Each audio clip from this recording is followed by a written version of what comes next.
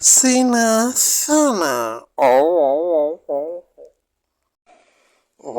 මං වීගින් පුතා ඉල්ලලා අඩපු මල් ගවුම් කාර්යයන්ගේ ෆොටෝ ටිකක් හොයාගෙන ආවා. හොඳ එකක් තෝරලා ගන්න එකයි ඇත්තේ. ඒනාට සීයේ මං ඒකට සත්‍යරිය.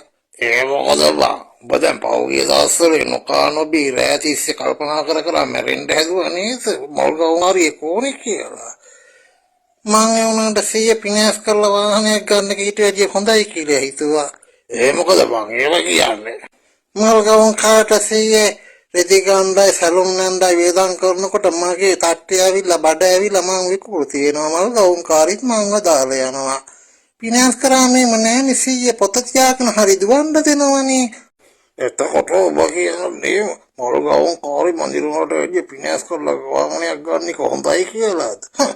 බලාගෙන ගියාම යකෝ අපිනේ මෝඩ වෙලා තියෙන්නේ. බලන්නකෝ අයියේ මේක ඇතුලේ දෙකට බෙදලා නැහැ කියලා හිතුවට දෙකට බෙදිලානේ පේන්නේ. මේ ආණ්ඩුවේ විතරක් නෙමෙයි මල්ලි හැම ආණ්ඩුවෙම දෙකට බෙදිලා තිබුණා එළියට පේන්නේ නැති වුණාට.